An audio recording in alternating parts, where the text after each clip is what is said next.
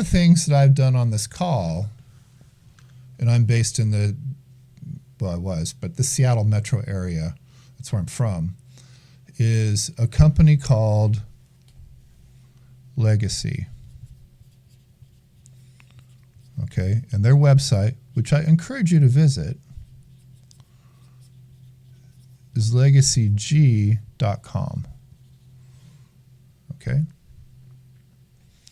About 15, 18 years ago, I met one of the co-founders of this company, and I've met, through the course of my career, several other lenders who have been affiliated with Legacy. Now, as time has gone on, Legacy has evolved. They're based in Bellevue, Washington.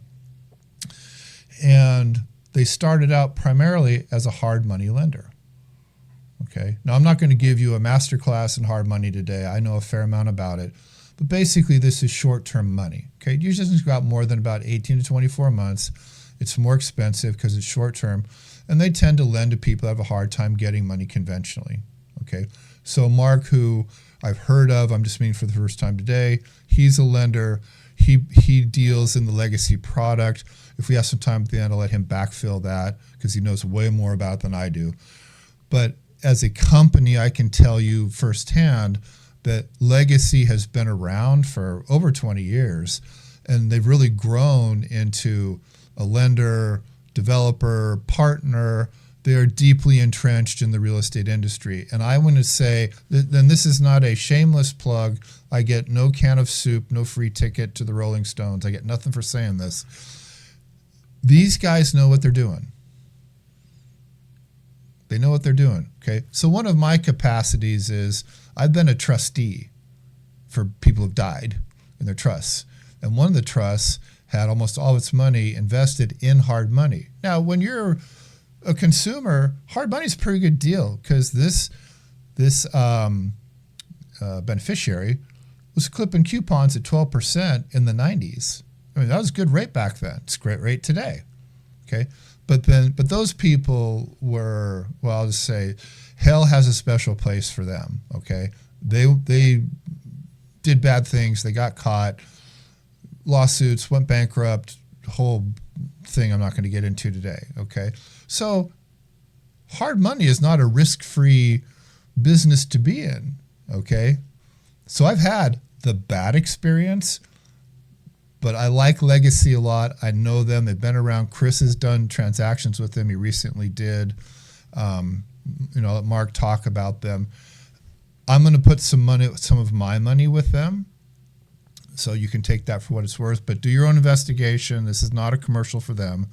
We've talked about them. So I called them up last week, and I spent about an hour on the phone with one of their investment advisors, people that talks to people like me and us who have money, who are willing to hand over to them in exchange for them giving us income. Okay, that's what the conversation is about. Now, I'm going to put some stuff in the chat here real quick, so everybody's got some goodies to take with them. So give me just a second to do that.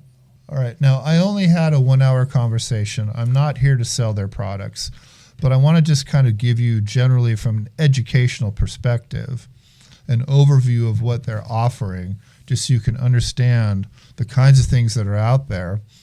And again, this is real estate tied.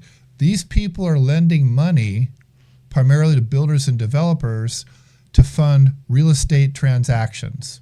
Okay, and then Legacy has their own portfolio as well. If you look on their website, all that stuff's there. You can do that, okay? But I'm going to start out with the 3 PDFs. So the first one says Legacy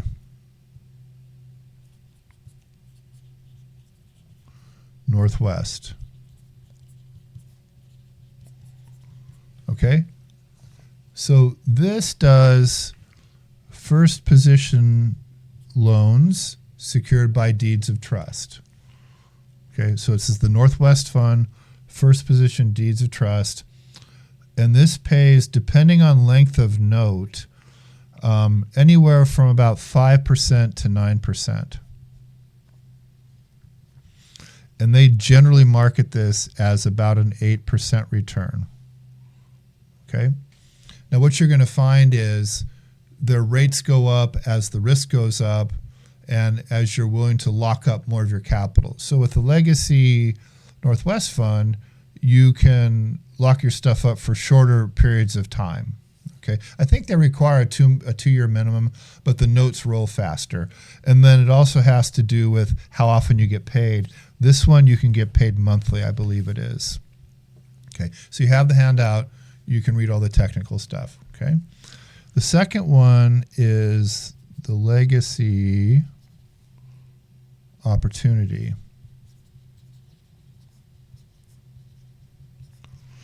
And this one pays about 9%, they're advertising.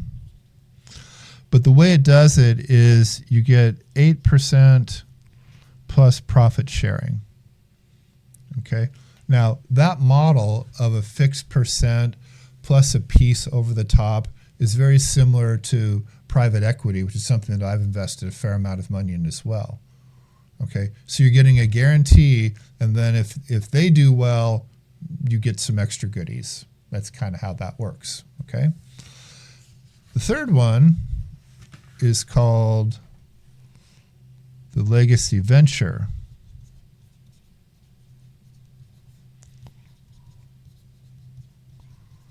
And this is paying 12%. Okay. Now this is not secured by deeds of trust. This is a pooled investment. So what I mean by that is money rolls in and out. And I talked to their representative, and she said they're actually redoing some of their legal paperwork, because I asked, is this securitized or not? Because that has to do with bankruptcy. But they're redoing their paperwork. So I think she said it's going to state that it is in fact securitized, meaning that the fund would have lien positions on a deed of trust. Okay. Now these next two that I talked about here, Opportunity and Venture, these are what they call mezzanine loans, which basically means second position. I don't think they do thirds, but they're not first position deeds of trust. Okay. So you can see here, there's kind of a correlation between risk and return.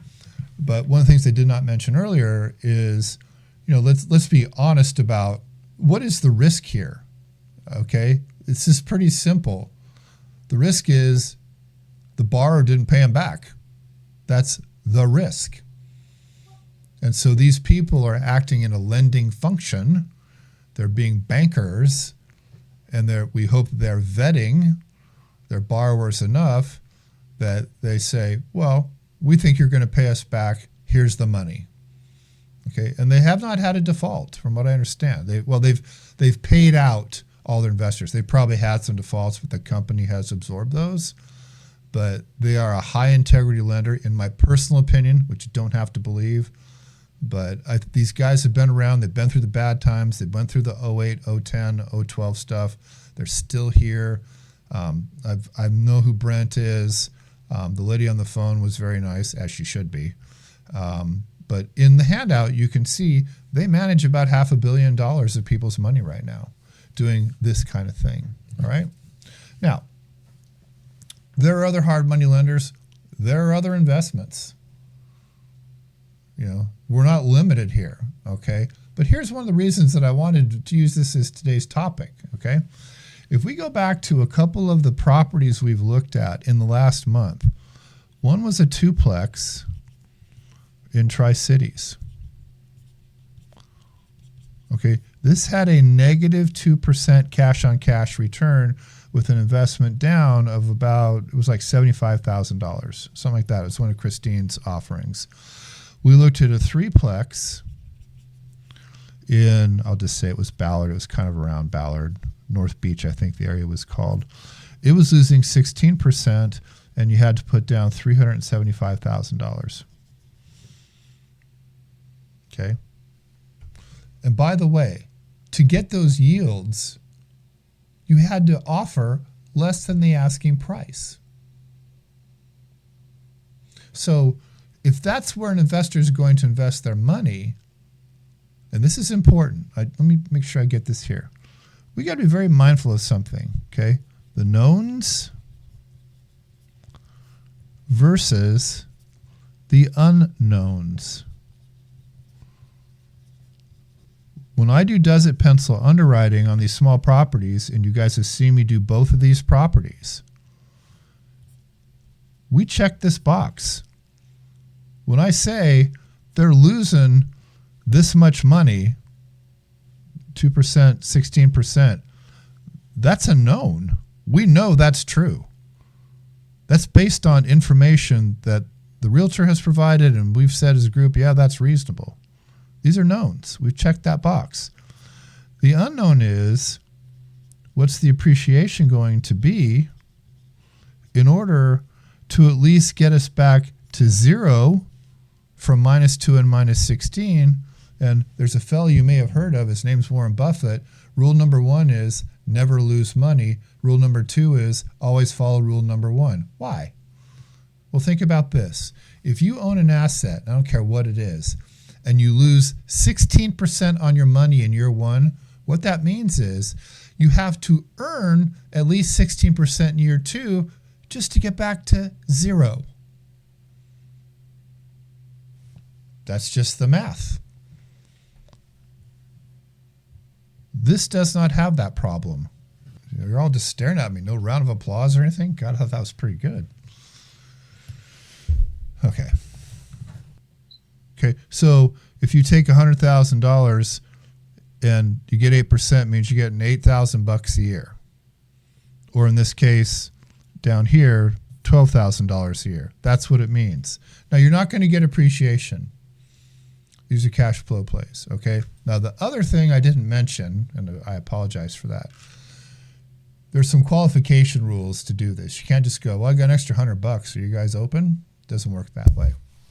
So there are 2 barriers to entry in legacy and with other kinds of private equity kinds of investments, which is essentially the box I'm going to put this in. So when I was talking to my broker yesterday and I showed him what the qualification rules are with legacy, he said, yeah, that's pretty common with these private equity kinds of offerings, okay? So there's a couple boxes that an investor has to check, all right? So one box they have to check is they made, as an individual,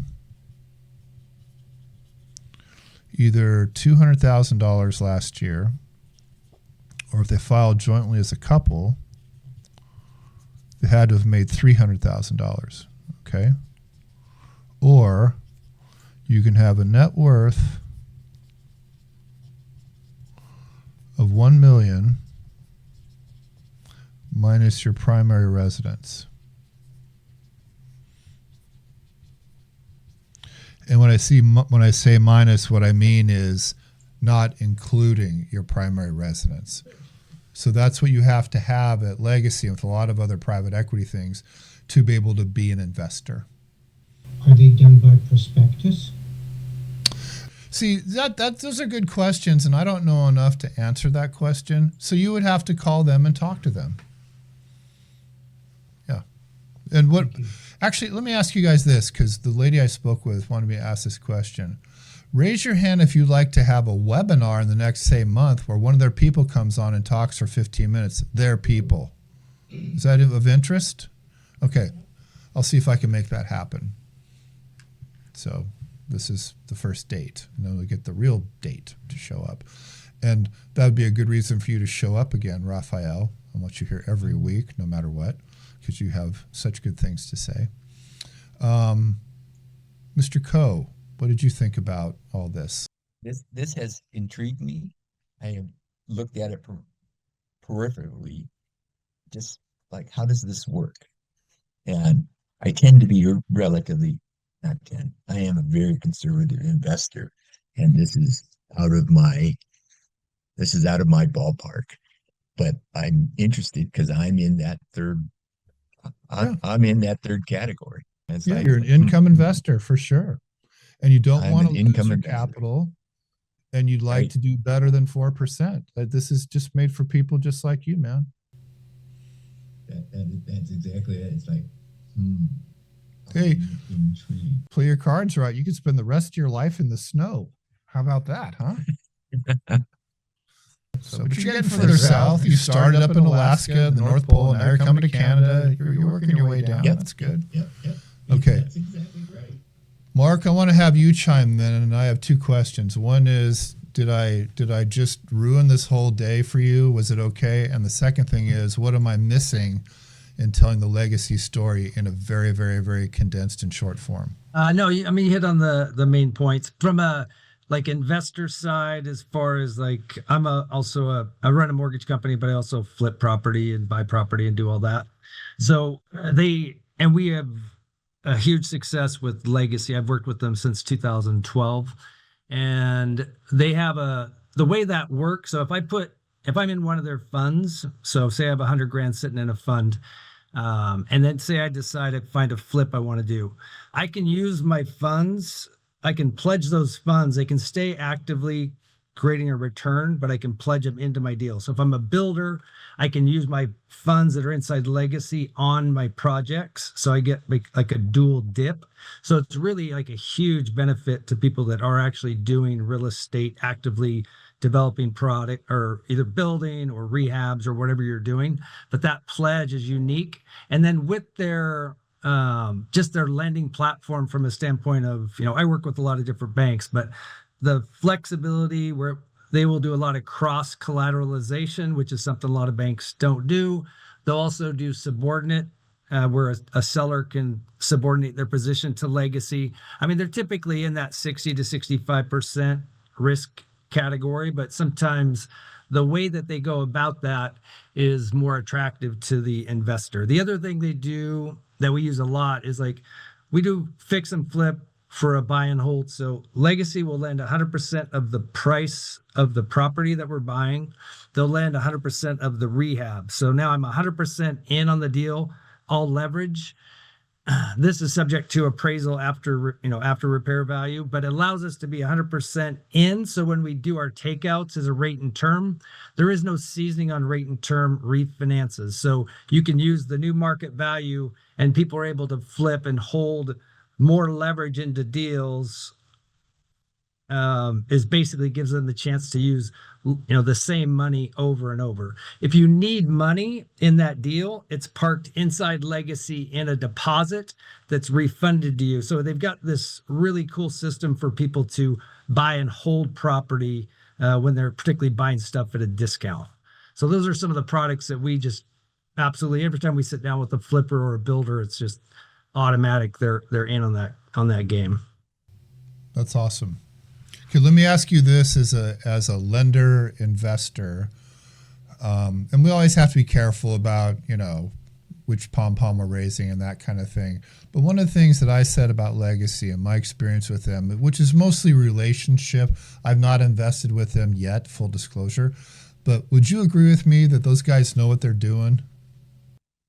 Yeah, I know everybody on that team. I'm good friends with Brent and Scott. I mean, they have guys in there that own 1,300, 1,500 units. I mean, they got active investors that work inside their system, and then it is old school lending. They have that committee of 5, and those guys sit down, and Scott's in those meetings. They're like, don't like the deal. They're smart enough to know. I mean, they know what they have that level of understanding where they can just like, this doesn't smell right, and they're able to vet that. That's why they've had that success with virtually I think they've only foreclosed on one person in their entire existence. So they're, well run and know what they're doing. That's great. Excellent. Chris, you just sold some land to Legacy. Is that correct? Well, we're under contract on it. Yeah. They're in feasibility right now. But yeah. So do you want to say anything as a broker about dealing with them as a buyer and the brokerage aspect? I think they're a great place to bring dirt to because, at the end of the day, they have a number of very talented people on their real estate acquisition side that allows them to vet what can be done on a property. They will then take that property through entitlements and permitting and stuff and package it with a loan to a builder who can just dip in and buy their next project without having to source it, which can take quite a bit of time. and maybe some risk as well because they might not have the expertise that Legacy's group does. These are former permitting officials and stuff like this. So, at the end of the day, they're well plugged into, current, rules and that kind of thing. So, I find them very nimble, very quick, and at the end of the day, they're very transparent in the process of going through feasibility. So, even if ultimately the deal is going to fall apart, you've learned a lot about the hair that might be on that land while you're going through the process. So you can have very well-informed conversations with your seller if you end up having to remarket the property after. So they're just really stand-up people. I mean, I feel comfortable working with them because they're so talented, and nobody's being overtly shady or hiding what they know, kind of thing. It's like, rising tide floats all boats kind of Yeah. Okay. kind of approach to doing business. So you've worked with them as a broker, but you've known about them for a while, right? Yeah, I've been attending classes and stuff there for years. And I've had clients use them for lending, and this is the first time I brought a dirt deal to them as well. Yeah. Okay. So if I walked up to you and said, "Hey man, I got this extra 200 grand and I'm worth over $1 million and I want to earn between 8 and 12% a year by not investing in the dirt, but owning the debt," would you recommend that I talk to them based on your relationship with them? Well, sure. Yeah. I mean, I think the very interesting thing when you're talking about the duplex and the triplex or whatever, and, those rates of returns, and then, the kind of return that you can get on, making an investment with them. What strikes me is you can make, a really nice return, but also have your time back to go pursue other things at the same time. It's not like you're having to do a flip or manage a rental property or those kinds of things. So it's you're sort of adding bandwidth and value and wealth creation, right? Yeah. So yeah, I mean, if you have the financial wherewithal to go park that kind of money and you're comfortable with those kinds of returns, I think they're harder and harder to get in riskier and riskier ways. Yeah. So. Well, again, when I say what's a simple definition of risk in the context of real estate lending, it's did you pay me back or not? That's all it is, with the required interest. Kelly, what did you think about this whole topic today and the presentation, my handwriting, all that kind of stuff? How did it go for you? I've been very interested in this ever since you brought it up, a while back. But then today I saw you have to invest 200,000 as a minimum. So that's kind of a disappointment. The one thing that I did not ask, and I'm going to have one of their people come on, and I just forgot to ask this, but what if like 4 people got together and put in 50,000 and did like an LLC? Could that LLC be eligible to purchase? Will they syndicate the risk that way? I don't know. Do you know, Mark? Mark has a answer. Yeah, one on those higher funds are 200 minimum, but the base funds are 50 on the minimum.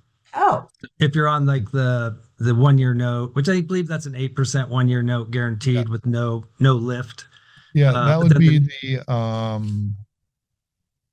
I think it's the Legacy North. It's the Opportunity Fund. Yeah, it's either that or the Northwest Fund. Yeah. And then the 9% return has the lift as well, and I think it's a 2-year lockup. But the one thing that makes Legacy like super unique in what we do, because I've always done a lot of hard money stuff, but they hold a consumer license in the state of Washington, which does 2 things. Washington's extremely painful to operate in as a lender. They're just very proactive in audits and whatnot. So they're constantly under the supervision of the consumer division of Washington, which looks at all of their stuff. So gives another layer of protection, but also that consumer business. How many times have you had somebody that wants to do something, but because it's owner occupied, they're out. They just can't. Sorry, I wish it was an investment. We'd be able to do it, but it's owner occupied, so you're out of luck. And so that consumer license allows them to do like owner builder construction, flips on existing properties that consumers own as their primary. There's just some cool product that we do. We do a lot on the consumer side. It just gives them another way of putting their money on the street. That's awesome. There's so many people that's like, I don't know what to do. And these people that I talk to, they're not real estate people. They don't get it, but they understand, if I just take my liquid money and put it here, I can clip a coupon for 8% paid monthly or 12% paid annually versus a 4% in the capital markets. That makes sense to them. So maybe this will help you, maybe it won't, but at least now you know. And that's always good. Okay. Alrighty, everybody. Thanks for showing up. Raphael and Mina. Hopefully we'll see you again. God bless you and have a good weekend. Take care. Thank you. Thanks, guys.